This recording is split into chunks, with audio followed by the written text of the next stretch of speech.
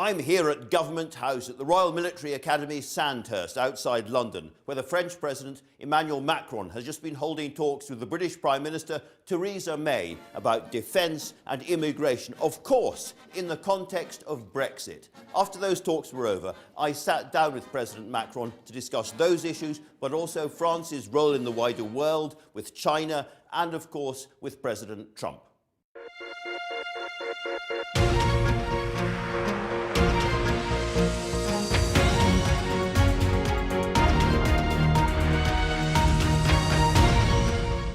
Mr. President, we're sitting here at Sandhurst at the heart of British military culture, and you've just come to a new military agreement. Can I start by asking you what you've agreed with Theresa May? We agreed a series of cooperation. Cooperation in terms of capacities on future projects, like the FCAS, new capacities for new weapons in the future, which represents very huge investments, but it's very much important because we have this very strong relationship in terms of defense. That's a bilateral relationship, nothing to deal with Brexit. Is this because the Russians are tooling up with new weapons all the time and there's a threat from the east, or what? No, not just the threat from the east. We have a series of security issues. Obviously, we have security issues coming from the east, but we have to deal with Middle East, with, in Africa, the war against terrorism. And that's why we decided this cooperation in terms of capacities and a series of new weapons, because that's very much important from a strategic and operational point of view. We decided on our side to commit ourselves in 2019 for cooperation in Estonia, in the framework of NATO. So that's a series of very concrete cooperation on the short run, because we have the same vision of security and collective threats. Let me ask, if I may, about the wider picture. Do you think it's possible, in Theresa May's words, for Britain to have a deep and special relationship with the EU after Brexit? I do hope. Because I think it will be good for the EU and for UK. She said a deep relationship, however. If the UK is, I imagine your view is, if the UK is not going to be a member of the customs union or the single market or accept the four freedoms, it can't be that deep.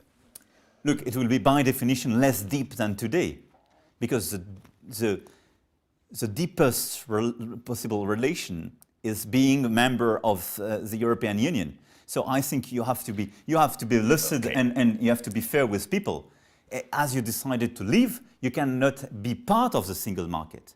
But in function of the nature of the negotiation, you can have some deeper relations than some others. For instance, we have a deeper relation with Norway than the one we have with Canada.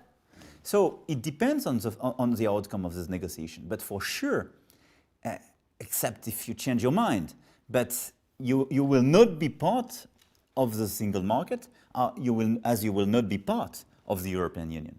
And in concrete terms, let's talk about what that might mean. So, for instance, there are a lot of people in this country who say, well, not much of the British economy is actually directly trading with the EU. That bit of the British economy could diverge, but bits of the British economy that are trading with the EU will converge. In other words, we can have a sophisticated, bespoke deal, especially for Britain. Now, you've said in the past you can have Canada or you can have Norway, but you can't have your own special deal. Is that really fair, given how long Britain has been part No, of the it's not a question to be fair or unfair. I take that as a reference, but for sure you will have your own solution. And my willingness, and so there will be a bespoke special solution for Britain. Sure, but you will. I take these two references because this special way should be consistent with the preservation of the single market and our collective interest. And you should understand that you cannot, by definition, have the full access to the single market if you don't tick the box. And to get full access to the single market, you need contribution to the budget, and you have to accept the freedoms. The freedoms and the four pillars, and you have to accept the jurisdiction. As soon as you decide not to join these preconditions, it's not a full access. So it's something perhaps between this full access and a trade agreement. But what is important is not to make people think or believe that it's possible to have your cake and eat it. Exactly. So when I talk to David Davis, our main Brexit negotiator, and I say, what does Britain really want out of this, David? He says, we want Canada plus, plus, plus. And by plus, plus, plus, he means a deal on services, because so much of the UK economy is based on services in general and on the city in particular. From what you've said today, I guess that you don't believe we can have any special deal involving the city. I mean, you don't just speak about services, but you speak about financial services. Cooking a deal is a job of Michel Barnier. We have a very dedicated organization. I don't want to start a negotiation country by country. It will be ridiculous and the best way to dismantle the whole EU. I think what we have to do and what we will do is first to take the decision in March regarding the mandate we want to give to Michel Barnier to negotiate. Afterwards, he will have to negotiate with your negotiator. And they will decide, and it depends on proposals made by the UK. But for sure, full access for financial services to the single market is not feasible given the functioning of the single market. So by definition, it's not a full access. So in concrete terms, some form of passporting deal is off the table in these negotiations as far as you're concerned. I'm not the one to negotiate, and I don't want to close doors, but it depends on what you're ready to put on the table in terms of precondition. If you respect the precondition to get access to single market, it's feasible, but there is no cherry picking in the single market. I mean, if I have to wrap up the full philosophy, no cherry picking in the single market, because it's not feasible, because otherwise that's the dismantling of the single market. And for me, it's one of the pillars of the European Union and something you loved in the past. And you say that you're not negotiating, and that's absolutely right. But when you went to China, for instance, you were very much saying that one of the consequences of Brexit, you thought, was to reaffirm Paris's centrality in the financial system. And France has made a very, very strong pitch to British financial institutions to come over to Paris. How is it going? Look, in China, I didn't speak about Brexit, and I didn't, I would say, push any message because or thanks to the Brexit. I fully disagree with this idea. Why? Because I think that for China, they look at Europe and we have to be very much coordinated. And we are linked, and we are closely linked on nuclear and a series of topics very much important for both of us vis-à-vis China. Second, in terms of European dialogue on financial services, but for sure, we want to attract the maximum activity. Why? Because this decision has an impact for a lot of players. So a lot of players will decide to be part of the EU and the Eurozone. And have to choose between different countries. So there is a competition between different countries. Of course there is. The case, I suppose... And you had this decision regarding the regulator.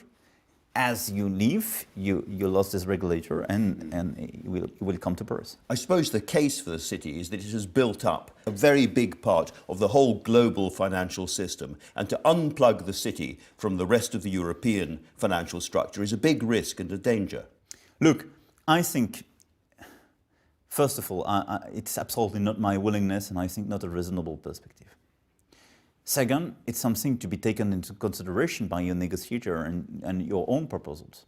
But my willingness is not precisely to unplug, as you say, the British city. I think it doesn't make sense because it's part of the whole financing of our European Union. But for sure, if there is no change in terms of full access to the financial single market, it doesn't make sense for the other. So I want to preserve what we created post-World War. And what we created is this sophisticated organization called the European Union, which is for the very first time not an hegemony of one on the others, but a very concrete, democratic, economic construction. Why do you think the British voted to leave this sophisticated structure? Look, I'm not the one to judge or to comment the decision of your people, but my interpretation is that a lot of losers of this new globalization and this new system suddenly decided that it was no more for them. You always take a risk when you have such a referendum, just yes or no in a very complicated context. If France had a referendum, it might have had the same result. Yeah, probably. in a similar context, but our context was very different. So I don't want to make any. I mean, to take any bet, but I would have definitely fought very hard to win. But I think it's a mistake when you just ask yes or no, when you don't ask people how to improve the situation and to explain how to improve it. That's why I do believe in these conventions we will organize to better associate people. But as for the Brexit vote, my understanding is that middle classes and working classes, and especially the oldest in your country, decided that the recent decades were not in their favor. And that the adjustments made by both EU and globalization, because for me it was a mix of both of them, was not in their favor. Which means what? First, it's not sustainable to have an unbalanced organization. It probably, when I look at your debate, it was too much favorable just for the city and less favorable for the rest of the country. So I'm very much... But surely it was about Europe as well, and the structure of Europe. And second, I think one of the reasons was precisely an organization of our European Union, probably which gets too far in terms of freedom without cohesion, towards free markets without any rules and any convergence. And I have to say that your governments had some responsibilities in it. So I too neoliberal, perhaps? But 10 years ago, ultra-liberals on totally and purely free market without any regulation. Because all your people saying the Hungarian workers or the Polish workers are much more favored than I am, it was exactly the debate we had in France 10 to 15 years ago against some directives that a lot of your governments pushed at that time, saying, guys, you are not free market. I do believe in free market. I do believe in a market economy, but we need regulation and convergence, which means that what we lost in the recent years in Europe, that's a convergence and solidarity message. It's no more sustainable to have some countries taking cohesion funds, taking money from the European Union in order to converge and using this money to diverge, i.e. to reduce their labor standards or to reduce their corporate taxes. So that's why... So sorry to interrupt, but your vision seems to me to be deepening Europe. As a response to this, you want a single financial minister over the whole thing, more European taxes, more done at the centre. Again, is that not a terrible risk, given how many European people look at this and say it's too far away already? I don't feel engaged because in this. It's not just my view. I think what we need is first of all, to have a much more protective Europe. From the very beginning, I'm totally dedicated on making our Europe more protective to our people. So what I do believe is that first, Europe should not mean just adapting yourself when you are part of working classes or middle classes, but the best answer is we have collective risks and threats. Europe is something which will protect you on digital, environment, migration, collective security, and a fair organization.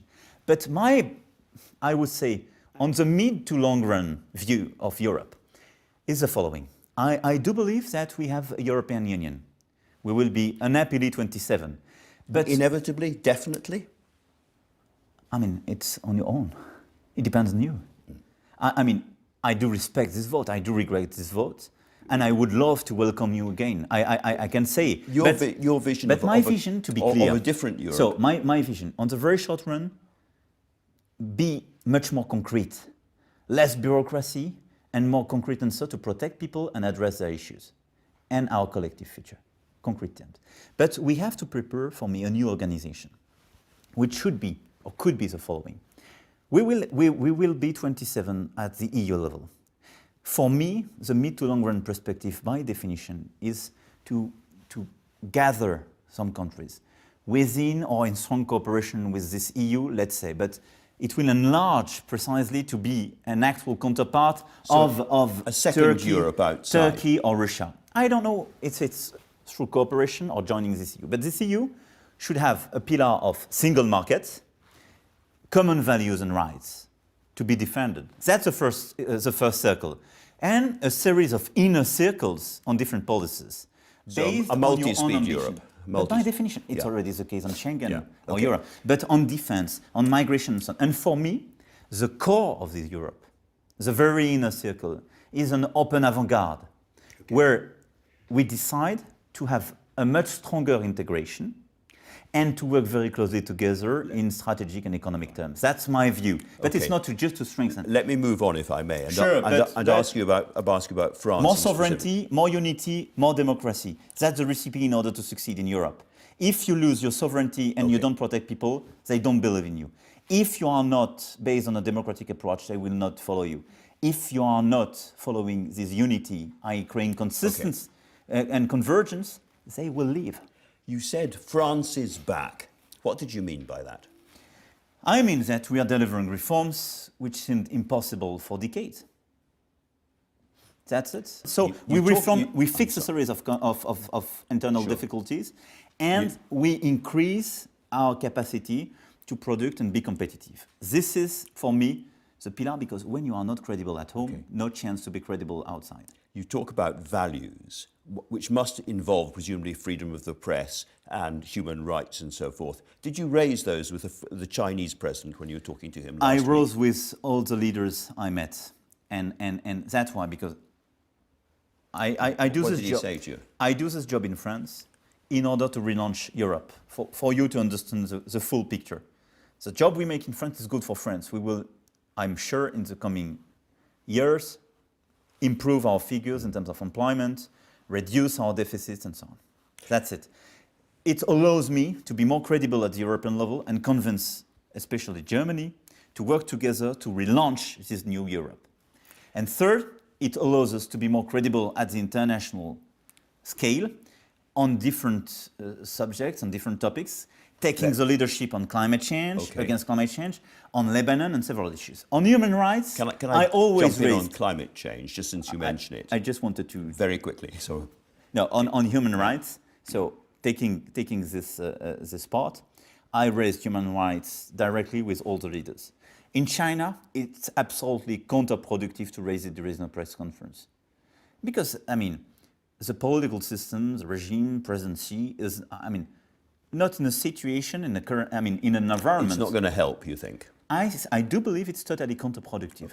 So what I did is I have a direct discussion. We have a track to discuss this issue. We decided an organization, and I provided, I would say, visibility and the ability for him to be sure that this is not a diplomacy in front of the camera. So that's it. It's different when I speak with President Erdogan, because we had hours of discussion on human rights and specific situations. But I issued a very clear statement. Let me ask you, if I may, about yet another leader, and wonder what you thought when you got up in the morning and read what President Trump, I can't say the word, had said about certain African countries, S-hole countries. He denies it, but a lot of people say he used that word. And among the African countries who were outraged and very offended by that were many Francophone countries, many French-speaking countries in Africa. I wonder, did you share their outrage? For sure. So, for sure, it's not a word you can use. And if we want precisely to build peace, development in this country, and a respectful relationship. You can't use those kind of words. But by definition, and I think a lot of our issues, both in Middle East and in Africa, is due to a lot of frustrations, due to a lot of past humiliations. Yeah. And we have to understand that. And I do believe that we have to respect all the countries. That's what we owe them, and that's much more efficient. So I have a very direct relationship with President Trump. We have a very good relationship. You sat down with him for dinner at the top of the Eiffel Tower. I wonder what you make of him as a person, having come across him closely. Look, I think he is not a classical politician. So first of all, he was elected by the American people. Mm-hmm. He is the president of the United States. And that's a great country, and that's a great ally. So I want to work with him, and I think we built a very strong relationship. We disagree on several topics. Sure. I call him very regularly. I'm always extremely direct and frank. He is. Sometimes I manage to convince him. And Sometimes not. I fail. Do you wake up in the morning thinking, what has he tweeted this night? No, no, because I think we should not overplay the situation and these tweets, because that's a sort of mix between personal and political reaction, and I think it's not feasible when you're president of a republic like the US Republic, but like the French to respond too much like that. But the reason I'm asking, with a slight smile on my face, but it is very, very serious. We've got something like the North Korean situation. When Trump basically says, my nuclear button's bigger than your nuclear button, a lot of people in the world think this is just slightly unhinged and very dangerous. Yes, but the best answer you can provide to that is what? Just to say, we have to work very closely and seriously to force North Korea to come back to the table of negotiations. We have to follow the UN sanctions and implement them. And the critical country in order to deliver is China. Absolutely. And that's what we discussed with President Xi. And so talking about bringing countries it's just back, calm down, everybody. do you think that there is any chance at all of persuading the Americans to come back to the table on the Paris climate change agreement? First of all, I don't think there is any option to come back to the table of negotiations to the Paris Agreement. I've always been very clear. It's negotiated and signed. It's just deciding to sign what is done. Why? Because we sign it then. But I mean, we negotiated. 100 and more than 180 countries signed and are being ratifying. Come on, we will not renegotiate for one people. So I do believe that's a big mistake. Fine. I told him, but there is no new negotiation. You join or you don't join. China decided to remain in the loop, and we will deliver. I think we have to accelerate. But what I see is that private sector and states in the US are following this line. They are trying to comply with the agreement. So we will do it. I think that's a mistake, but there will be no renegotiation, but I hope an option to join the treaty as negotiated. Very final question. You said you were going to be a Jupiter-like president. What did you mean by that? I think I never used like that, this expression. When I was asked, but you know how it functions, and people just capture one word and take it without the context. I think I was just commentating the full context, but my point was just to say, when you preside, you have to preside. It's different from governing, and you have to avoid permanent comments, to avoid a sort of day-to-day presence without strong decisions. You have to have a bit of élan, a bit of gloire. I would not say that's exactly following sign. You need efficiency, authority, humanity. So that's why the third pillar is not compatible with Jupiter or anything of this kind. But what's important to me, and the message I wanted to say, is that our credibility is to explain what we want to do, to deliver, to change the country, to prepare the country to the new century. That's what we are doing in France, because that's a precondition to succeed in Europe. And our role in this world is to help everywhere to build peace. That's it. That's my job. President Macron, thank you very much indeed. Thank you very much. Thank you very much. Thanks very much.